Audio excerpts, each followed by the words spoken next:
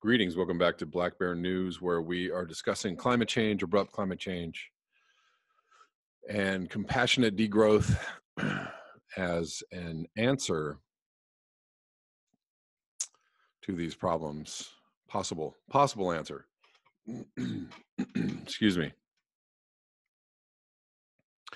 Obviously, the biggest hurdle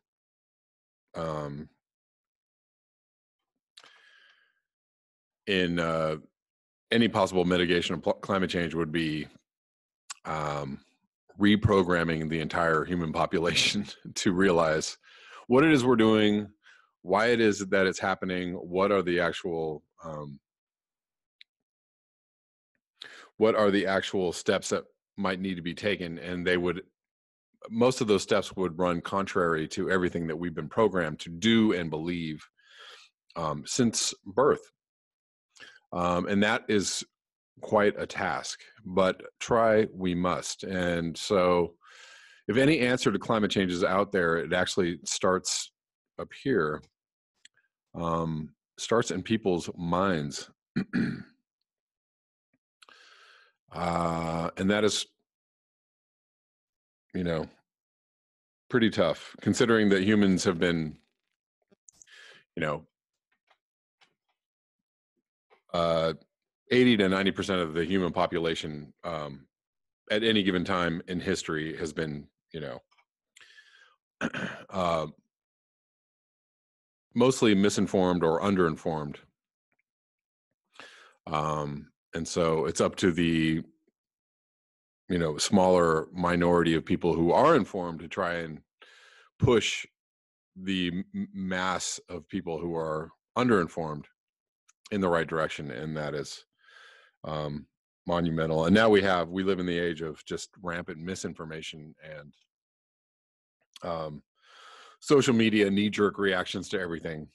And that's my main, to piggyback on what I was saying yesterday about social media, is just like, it's super problematic that social media doesn't, I actually believe that social media is a powerful tool.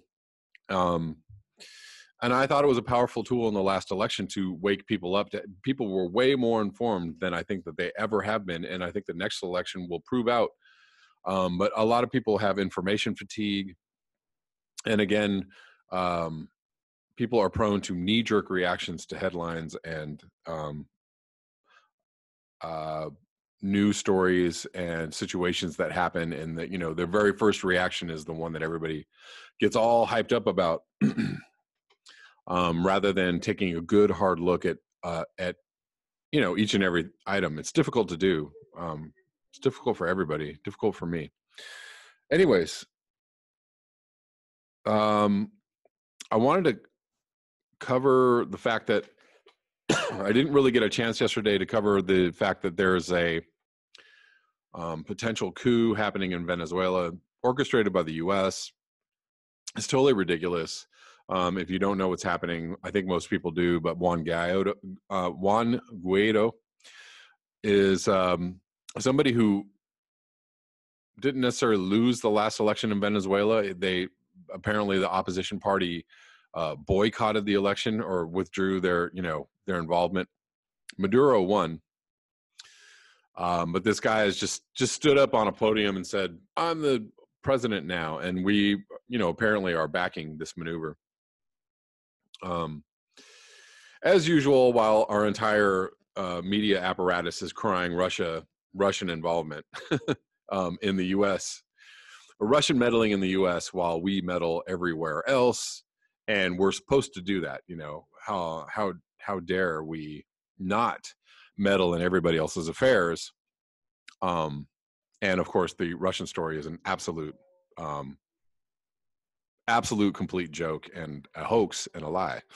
The United States has urged all nations to support Venezuela's opposition leader Juan Guaido, while Russia has accused the Trump administration of attempting to engineer a coup d'etat against President Nicolas Maduro as the world's divisions over the political crisis deepen. U.S. Secretary of State Mike Pompeo told the United Nations Security Council it was beyond time to back the Venezuelan people as they tried to free themselves from what he called Mr. Maduro's illegitimate mafia state and back Mr. Guaido, who has declared himself the country's interim president. So this is an interesting situation, though, because obviously it runs counter to the idea that, you know, maybe Trump is anti-interventionist or is not trying to be interventionist, although, you know, it seems to be very the record seems to be very spotty because we're intervening all over the place in certain things and, you know, trying to not intervene in other places. There's no consistency whatsoever.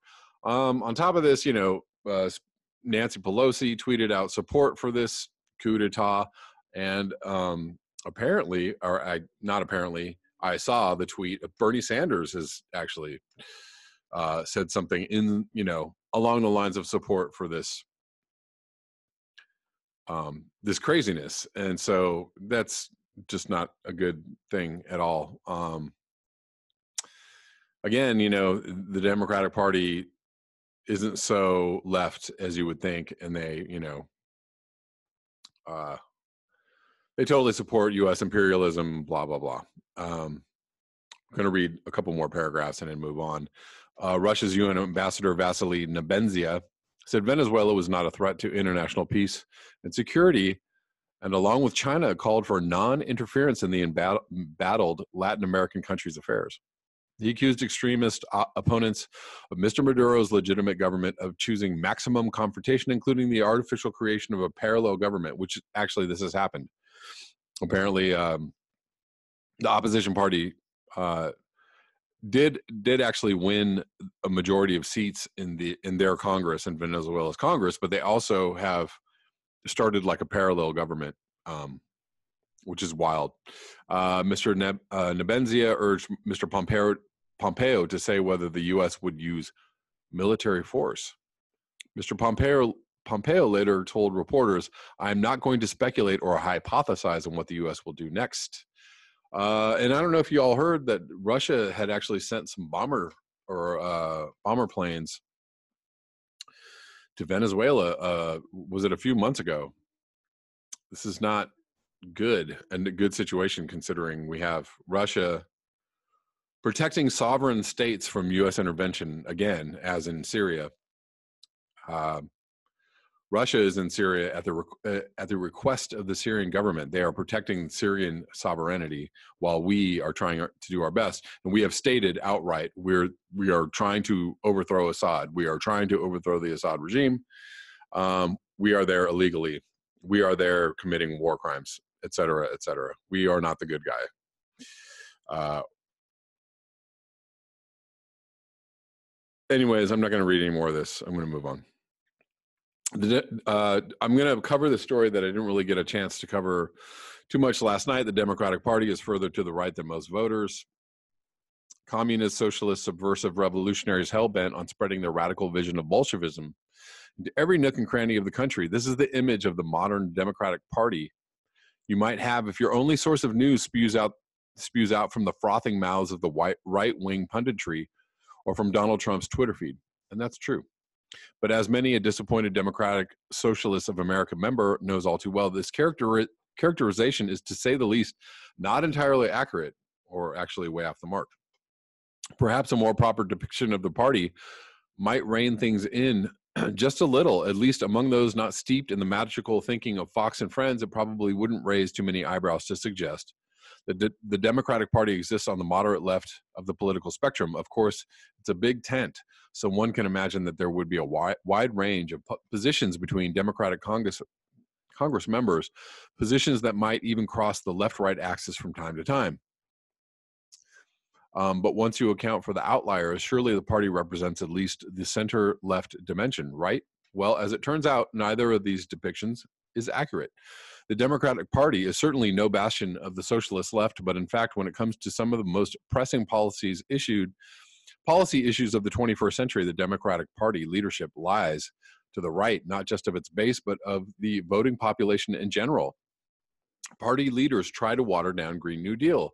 Take climate change, the latest report From the UN Intergovernmental Panel on Climate Change, IPCC warned that we have less than 12 years to enact rapid, far-reaching, and unprecedented changes in all aspects of society in order to prevent a full-blown climate apocalypse. There are a number of milquetoast climate change policies that Democrats have considered over the years, but scientists say the only policy ambitious enough to avoid catastrophic climate change is the Green New Deal. And it's not ambitious enough, I'm sorry, if anybody believes that, a wide-ranging plan which has been in the works for decades, in which was most recently proposed by self-described Democratic Socialist Representative AOC, along with a number of key organizations such as the Sunrise Movement. The Green New Deal is a federal infrastructure and jobs plan that aims to ensure a just and rapid transition to a fully decarbonized economy within a decade. The plan outlines 7 goals to be accomplished by 2030. That would be great if they could accomplish those goals, but they can't even get this plan approved, including a move to 100% renewable energy, the building of a nationwide energy efficient smart grid, the upgrading of infrastructure, and the elimination of greenhouse gas emissions.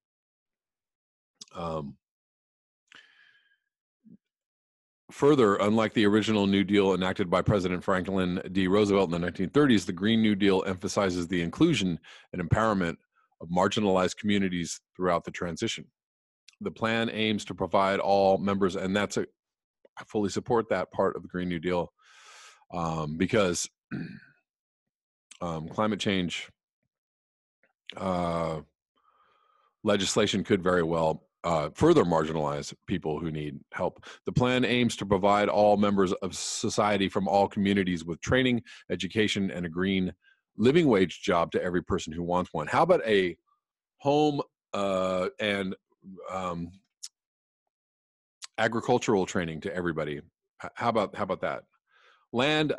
Free land, free home, free agricultural training, and start setting up small communities or communes where everybody can live a very, very low impact lifestyle. I don't know what we're going to have living wage jobs. Most jobs include destruction of the biosphere. Like they all, so let's get out of this job capitalist mindset. When polled, 92% of registered Democratic voters say they support the Green New Deal. Perhaps more importantly, a full 81% of all registered voters support it, a number that includes both Republicans and Democrats. So those are huge numbers. That's, almost every single Democratic voter and almost all Republican, all voters total. After Democrats won back a majority in the House of Representatives, Ocasio-Cortez proposed the formation of select committee that would take on the task of making the Green New Deal proposal a reality. So that's incredible. So 81% of all registered voters support it. And I'll bet you 81% or more of all representatives probably oppose it. The cause was taken up by a number of climate and environmental groups, which organized sit-ins and demonstrations on Capitol Hill in order to get the attention of Democratic Congress members. But their efforts failed. The proposal for a select committee on Green New Deal was killed by who? The House Speaker, Nancy Pelosi. That great American leader who instead decided to revive an old House panel on climate change from 10 years ago. Led by Representative Kathy Castor, the revived Select Committee on Climate Crisis is seen by many progressives as a disingenuous attempt to pay lip service to bold climate policy, not the least of which because Castor has stated that the panel she heads will not be focusing on the Green New Deal, right? In fact, Castor, who reportedly owns shares in a fossil fuel fund, has flatly rejected one of the key provisions of the original Green New Deal Select Committee proposal. And I have heard, actually, as I speak or as we listen, the Green New Deal is being watered down and rewritten and reconstituted by another supposedly progressive representative. Anyways, you guys get the idea. The Democratic Party is reluctant to embrace Medicare for all. Excuse me, I'm having a difficult time speaking tonight. More coffee. Healthcare is another example of major policy issues where Democrats lie to the right of the general public. 85% of registered Democrats and 52% of registered Republicans express support for Medicare for all. 70% of voting Americans support the legislation. And guess what? I'll bet you that a majority of Democratic and Republican representatives, I'm sure, are against it. Democratic leadership has been reluctant to embrace Medicare for all, especially, the leaders, Chuck Schumer, Nancy Pelosi, all the yada yadas.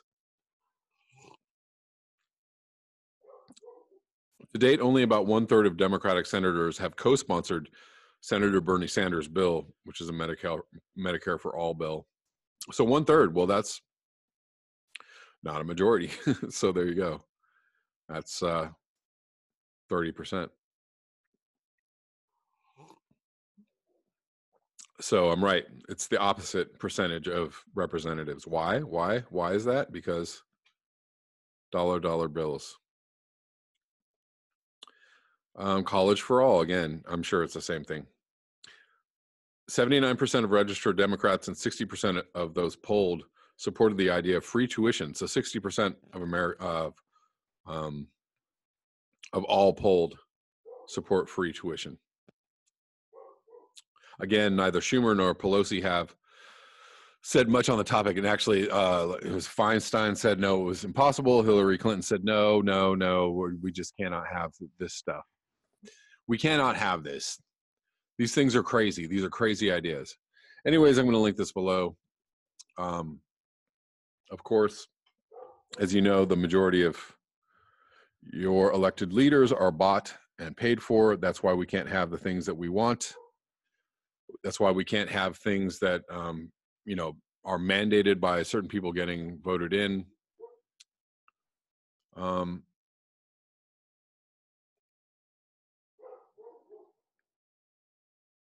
And moving on, it's going to be tough with all the Democrats, in the field. I think that public awareness is going to, public awareness already pushed at least the talking points, if not the nominee, further to the left in the last election. We ended up with, super right-wing Hillary Clinton. But Bernie Sanders' support actually showed that people were leaning to the left. And we'll see how it shakes out in this election, with probably more progressive nominees entering the field. And, it doesn't really matter if all the nominees are pushing, the talking points to the left. If we get another centrist right Democratic nominee, a la, say, Biden, or, some might put Kamala Harris in that pack. I don't know. She's a little bit, nobody can really tell what she wants. So I'm going to move on to a couple of other articles, and I don't know if I'm going to finish them all, but we're going to just go through these. Oh, by the way, I forgot to say, tomorrow night, and I will repeat this at the end of the video, tomorrow night I'm going to do a live stream at 6 p.m. That's 9 p.m. Eastern Standard Time. So if you guys can tune in tomorrow at 6 p.m. Pacific Standard Time. This is from Grist, and it's titled, "Help, I don't know how to recycle anymore." This is from January 24th. Question: Dear Umbra, recycling seems like it's getting more complex. Can you update us on where our plastic and paper goes when we toss it into recycling bins? What about the complicated stuff like the paper packing tape that Amazon uses now, which may include fiberglass, or the film that they wrap vegetables in at the grocery store? Help me. Signed, Wasted and Confused. Answer, dear whack, or wasted and confused. The United States produces so much waste, more than 2,500 pounds per person per year, according to one estimate. That amount of refuse is way too much to process here on some soil, so we've been shipping a lot of our recyclables overseas to China, Malaysia, the Philippines, and other East Asian countries where they're processed and resold. I believe Africa gets some of those too. About a year ago, the Chinese government announced that it was cracking down on our recycling exports because, well, they were getting a whole lot of trash and perilous little useful material. The new policy has the mildly threatening name National Sword. Maybe you're thinking, rude. How dare the Chinese government call all that valuable plastic trash? I mean, you did throw it away. I challenge you to go look in the recycling bin at your home, your office, your neighbor's driveway. Be quiet about it and tell me what you find. If you see anything with food scraps in it or on it, anything made from a combination of materials, like those pasta boxes with the cellophane windows, any bits of that weird filmy plastic that's all over everything in the grocery store produce section, anything with styrofoam, well, none of that belongs in curbside recycling. It actually has to be taken to a special facility to be recycled. If it ends up curbside, it just goes in the trash. This mess is partially thanks to a common American practice called single stream recycling. It's easy. You just throw everything in the same big bin and hope that it ends up getting recycled. Some people call this scheme wish cycling. You basically wish a piece of waste will get recycled and call it a day. That's funny. But as products and packaging have changed and become even more complex and multi-layer, with paper, plastic, and metal all mixed together seemingly in one inscrutable sheet, that's made recycling much harder. Thus, most of what that wish cycled stuff ends up in landfill. I toured a Seattle recycling plant last year before the National Sword took effect, and the facility manager told me something that I will not forget. If a shipping container full of recyclables headed to China has some rotting food in it, as in someone didn't rinse their takeout container or clean out the smoothie jar, the entire thing will be sent back. And transporting the same container both ways across the Pacific is not exactly a low carbon endeavor. So not only are you not recycling that piece of plastic, you're contributing to climate change. But for years and years and years, American consumers never think twice or thought twice about what they threw away. I'm sure that it's not just Americans. This is a worldwide problem. I'm positive. I think when I went to England that they didn't really recycle or it wasn't a big deal. I don't think, I don't know if, I'm wondering if any other countries or cultures or people are, more aware of like what it is to recycle or how to recycle. I'm not sure. It's doubtful. I'm positive. American consumers never thought twice about what they threw away. It was China making its big no thanks announcement that has forced us to realize that what we discard may actually not have any greater destination than the landfill. It's like atheism for waste. I actually, absolutely am positive because I've been in a lot of people's houses and I'm, not speaking, I've been in a lot of people's houses and a lot of people who are, quote unquote, woke or, they're conscious about climate change and they just throw everything in the trash or it's, or they do that, like totally sloppy recycling where they throw like, I think it goes in the recycling. Everything's dirty. Everything's all lumped together. Lots of, just bad recycling. So if you're going to recycle, actually, you got to be serious about it and you have to think about it and you have to make time for it and you have to, put some effort into it. Post-National Sword municipalities across the country have to reconfigure the way they deal with waste because the send it and forget it method doesn't exist anymore. Monica Wilson, policy and research coordinator with the Global Alliance for Incinerator Alternatives, a nonprofit that promotes solutions to waste and pollution, admits that this new reality is confusing for consumers. It would be a really great business is if somebody hired people to process, like go through people's waste bins and actually like sort out the stuff. Or if there was a secondary place where recycling was taken so people could actually like sort through it and, and make it into something that could be sellable or recyclable. I don't know why, has anybody thought to do that? Do people try to do that? I don't know. Or even clean, take the recycling that needs to be clean and clean it, do it, like have some people doing, this would be employment. This would be a green job. It would be awesome. Could be a whole business. What if people went door to door and taught people how to recycle? No, you can't. Please do that. Please do it like this. Yes, it would be great. It would be awesome. Anyways.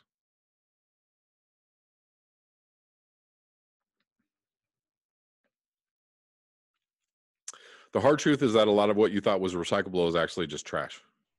Accepting that is an important step toward reconfiguring what you do with all the things you touch. If you believe that air bubble lined Amazon envelope belonged in the recycling bin, no, no, no, no. With your beer bottles and magazines, you are convincing yourself that it wasn't wasteful. It's a nice thought from Amazon, but not our waste system. It also would, if you realized what's recyclable and what's not recyclable, consider really cutting down on, buying whatever it is you buy that's in packaging that's non-recyclable or difficult to recycle, et cetera, et cetera. It's so hard. It is so hard. I really know how hard it is to get away from plastic. It's nigh impossible. I'm sure there's people out there making really great strides and not consuming or using or having plastic, but it's just almost dang impossible. But try we must. In the words of Yoda, the great words of Yoda. Or there is no try, there is only do. How about that? And lastly, from the New York Times, which hires people that don't know what the word toady means, the depravity of climate change denial by Paul Krugman. Risking civilization for profit, ideology, and ego. This should be good. The Trump administration is, it goes without saying, deeply anti-science. In fact, it's anti-objective reality, but its control of the government remains limited. It didn't extend far enough to prevent the release of the latest national climate assessment, which details current and expected future impacts of global warming on the United States. True, the report was released on Black Friday, clearly in the hope that it would get lost in the shuffle. The good news is that the ploy didn't work. But the Trump administration, hold on. The assessment basically confirms with a great deal of additional detail what anyone following the climate science already knew. Climate change poses a major threat to the nation, and some of its adverse effects are already being felt. Really? For example, the report written before the latest California disaster highlights the growing risk of wildfire in the Southwest. Global warming, not failure to rake the leaves, is why the fires are getting even bigger and more dangerous. I thought it was directed energy weapons. But the Trump administration and its allies in Congress will, of course, ignore this analysis. Denying climate change, no matter what the evidence, has become a core Republican principle. And it's worth trying to understand both how that happened and the sheer depravity involved in being a denialist at this point. Sheer depravity. Wait, isn't depravity too strong a term? Aren't people allowed to disagree with conventional wisdom, even if that wisdom is supported by overwhelming scientific consensus? Yes, they are, as long as their arguments are made in good faith. But there are almost no good faith climate change deniers, or people that are not mentally have mental issues or problems, might have disorders. But there are almost no good faith climate change deniers, and denying science for profit, political advantage, or ego satisfaction is not okay. When failure to act on the science may have terrible consequences, denial is, as I said, depraved. The best recent book I've read on all of this is The Madhouse Effect by Michael E. Mann, a leading climate scientist, with cartoons by Tom Tolles. As Mann explains, climate denial actually follows in the footsteps of earlier science denial, beginning with the long campaign by tobacco companies to confuse the public about the dangers of smoking. The shocking truth is that by the 1950s, these companies already knew that smoking caused lung cancer, but they spent large sums propping up the appearance that there was a real controversy about this link. In other words, they were aware that their product was killing people, but they tried to keep the public from understanding this fact so they could keep earning profits. That qualifies as depravity, doesn't it? It certainly does, as well as crimes against humanity, I'm certain. In many ways, climate denialism resembles cancer denialism, or any other disease one might have, diabetes denialism. etc. Businesses with a financial interest in confusing the public, in this case, fossil fuel companies, are prime movers. As far as I can tell, every one of the handful of well-known scientists who have expressed climate skepticism has received large sums of money from these companies or from dark money conduits like Donors Trust, the same conduit, as it happens, that supported Matthew Whitaker, the new acting attorney general, before he joined the Trump administration. And oh, did they? I didn't know that. But climate denial has sunk deeper political roots than cancer denial ever did. In practice, you can't be a modern Republican in good standing unless you deny the reality of global warming, assert that it has natural causes, or insist that nothing can be done about it without destroying the economy. You also have to either accept or acquiesce in wild claims that the overwhelming evidence for climate change is a hoax, that it has been fabricated by a vast global conspiracy of scientists. Why would anyone go along with such things? Money is still the main answer. Almost all prominent climate deniers are on the fossil fuel take. Well, it's, along with all the other things that I was just talking about, as far as like why we can't have Medicare for all, or why we can't have, you know, free college tuitions, because, oh, you know, we can't afford it.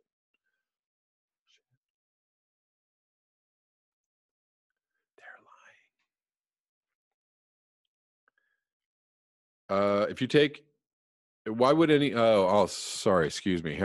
Ideology is also a factor. If you take environmental issues seriously, you are led to the need for government regulation of some kind. So rigid free market ideologues don't want to believe that environmental concerns are real, although apparently forcing customers to subsidize coal is fine. Finally, I have the impression that there's an element of tough guy posturing involved. Real men don't use renewable energy or something. And these motives matter. If important players oppose climate action out of good faith disagreement with the science, that would be a shame but not a sin. Calling for better efforts at persuasion. As it is, however, climate denial is rooted in greed, opportunism, and ego, and I would also say fear. And opposing action for those reasons is a sin. Indeed, it's depravity on a scale that makes cancer denial seem trivial. Smoking kills people, and tobacco companies that tried to confuse the public about the reality were being evil. But climate change isn't just killing people. It may well kill civilization. Trying to confuse the public about that is evil on a whole different level. Don't some of these people have children? And let's be clear, while Donald Trump is a prime example of the depravity of climate denial, this is an issue on which his whole party went over to the dark side years ago, right? We can trace this back quite a ways. Republicans think Ronald Reagan ripping solar panels off the roof of the White House. Think of George Bush squashing all efforts to get electric cars into the mainstream, or, you know, they really clamped down on the whole. They actually outlawed electric cars for a while. I mean, they were taken completely off the market when they were already on the market pre-Bush. While Donald Trump is a prime example of the depravity of climate denial, this is an issue in which his whole party went over to the dark side years ago. Republicans don't just have bad ideas. At this point, they are necessarily bad people or evil, or willingly committing crimes against humanity. And let's add a lot of Democrats into that too. Thanks so much for your eyes, your ears, and your conscience. If you would like to support this channel, you can do so at the links below. Tomorrow night, there will be a live stream at 6 p.m. Pacific Standard Time. That's 9 p.m. Eastern Standard Time. So come join me until tomorrow. Peace.